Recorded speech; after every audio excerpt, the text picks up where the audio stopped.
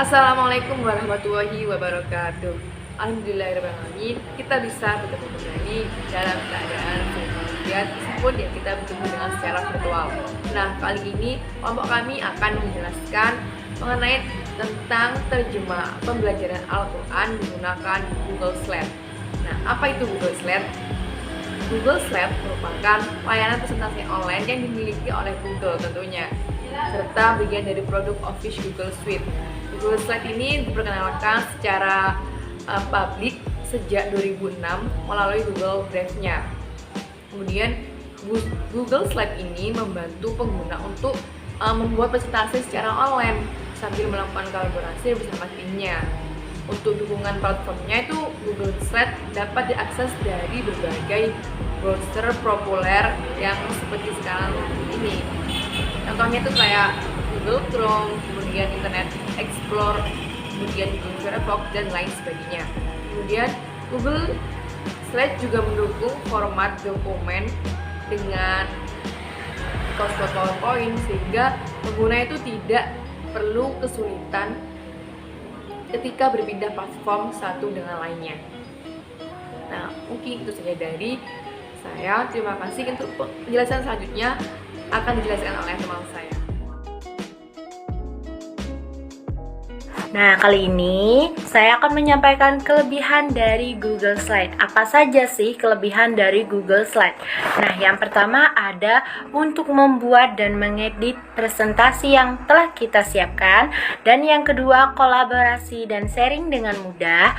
Yang ketiga, kita bisa mendownload presentasi dengan file, PDF, PPT, dan TXT. Nah, yang keempat ada juga menaikkan gambar dan juga video ke dalam presentasi. Jadi kita bisa mengeditnya dengan berbagai animasi menggunakan foto, juga video. Yang kelima yaitu publish and attach, presentasi ke dalam sebuah situs web. Nah, yang terakhir, setiap perbedaan atau perubahan yang telah kita rubah akan tersimpan secara otomatis. Nah, itu beberapa kelebihan dari Google Slide. Terima kasih.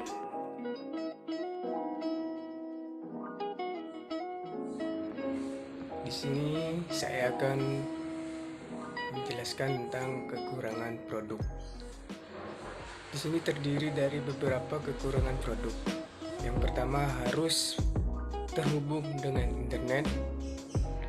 Kedua, dalam kolaborasi, jika satu pengguna salah, maka semuanya akan salah. Dan ketiga, risiko hilangnya file lebih besar. Dan yang terakhir, keempat, memiliki pilihan efek yang sedikit.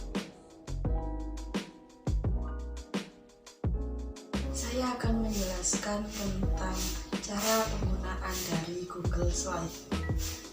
Yang pertama, kalian masuk ke Google Chrome, atau jika di PC kalian tidak tersedia Google Chrome, bisa menggunakan Mozilla Firefox. Setelah masuk dalam Mozilla, kalian bisa langsung searching apa saja, lalu akan muncul tampilan seperti ini. Setelah muncul, kalian klik tanda titik 3, lalu akan muncul berbagai varian seperti ini. Ada Google Slide, ada Drive, dan lain-lain. Setelah itu, kalian klik Google Slide, lalu akan muncul tampilan awal seperti ini. Setelah itu, jika sudah muncul tampilan seperti ini, kalian klik tanda atau kotak yang bertulisan kosong, lalu kalian bisa memulai untuk membuat Google Slide. Setelah kalian klik slide kosong terlebih dahulu tadi, lalu akan muncul tampilan seperti ini. Dari sini kalian bisa langsung membuat Google Slide sesuai dengan materi yang akan kalian buat atau kalian gunakan sebagai materi yang ada di dalam Google Slide. Selanjutnya adalah memberikan background untuk slide yang akan kalian buat. Tempat atau pilihan-pilihan lain dari background itu terdapat pada sebelah kanan dari slide tersebut. Jika kalian ingin memberikan background sendiri, kalian bisa mengklik fitur latar belakang, lalu akan muncul tampilan seperti ini. Di sini juga bisa terdapat, kalian bisa menggunakan foto dari PC kalian atau bisa searching atau mencari foto di Google atau background di Google. Kalau mau di Google, kalian tinggal klik foto dari Google, kalian cari atau kalian tulis, kalian ketik apa background apa yang akan kalian cari, lalu nanti akan muncul seperti ini. Setelah memilih background atau latar belakang untuk slide-nya, kalian bisa langsung mengetik judul yang akan dibuat untuk slide ini.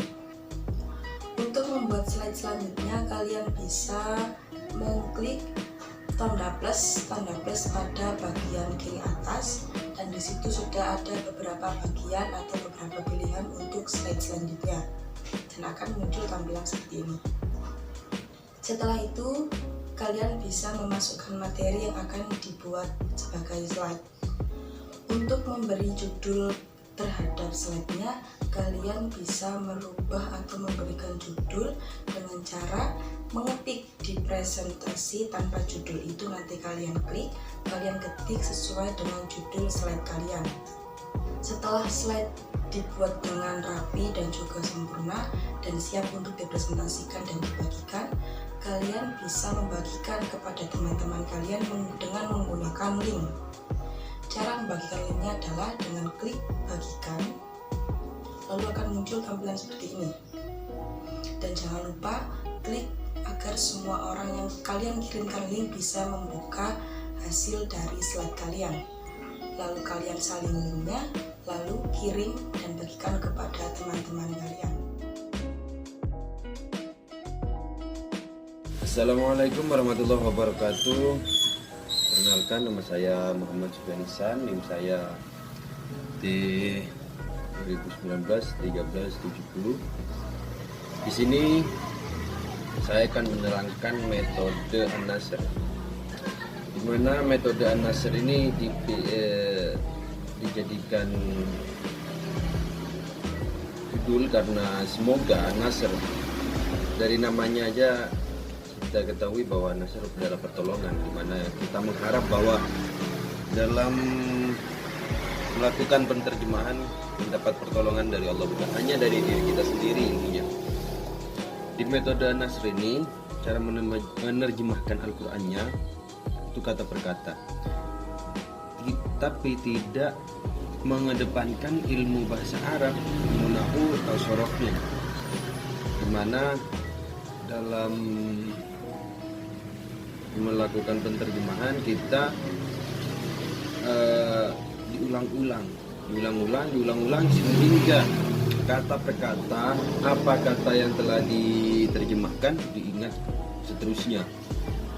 Nah, beberapa pola dalam mengajarkan metode An-Nasr itu ada sekitar 3. Yang pertama pola 4321. Ini untuk anak usia 7 sampai 12 tahun, anak kecil, di mana dalam metodenya guru membaca ayat kata per kata, lalu murid mengulangnya sampai 4 kali, lalu dibaca lagi, diulangi 4 kali lagi, lalu dibaca lagi, diulangi 4 kali lagi. Lalu ada 321, di mana ini untuk anak umur 12 tahun hingga 15 tahun, di mana guru membacanya sekali, lalu anak mengulanginya 3 kali, gitu seterusnya. Lalu ada pola 211, ini untuk anak usia 15 tahun ke atas. Metode ini diperuntukkan bagi remaja-remaja yang telah dewasa. Polanya 211, dengan guru membaca kata per kata, ayat per ayat, lalu diulangi 2 kali oleh muridnya. Tapi guru juga harus mempunyai, di metode ini guru itu harus mempunyai dasar dan petunjuk dan telah mengikuti pelatihan metode An-Nasr, karena metode An-Nasr ini gurunya harus guru yang memang benar-benar mengerti dasar pengajarannya. Sekian dari saya. Wassalamualaikum warahmatullahi wabarakatuh. Assalamualaikum warahmatullahi wabarakatuh. Perkenalkan, nama saya Ahmad Maulana Anilakin. Di sini saya akan menjelaskan tentang isi materi yang terkandung dalam produk. Produk ini terkandung isi beberapa surat dalam Al-Quran beserta terjemahannya. Surat yang pertama yaitu surat Al-Qiyamah ayat 17 sampai 18. Surat yang kedua yaitu surat Al-Baqarah ayat 185. Surat yang ketiga yaitu surat Al-A'raf ayat 204. Surat yang keempat yaitu surat At-Taha ayat 2. Yang kelima yaitu surat Ali Imran ayat 3. Yang keenam yaitu surat Asy-Syu'ara ayat 192. Yang ketujuh yaitu surat Yunus ayat 37. Yang ke-8 yaitu surat Al-Hijr ayat 9. Yang ke-9 yaitu surat Tur ayat 33 sampai 34. Yang ke-10 yaitu surat Al-Isra ayat 88. Yang ke-11 yaitu surat Hud ayat 13. Dan yang terakhir yaitu surat Al-Baqarah ayat 23. Sekian dari saya selaku perwakilan dari kelompok 4 mengucapkan terima kasih kepada kalian yang sudah menonton. Kurang dan lebihnya mohon dimaafkan. Wassalamualaikum warahmatullahi wabarakatuh.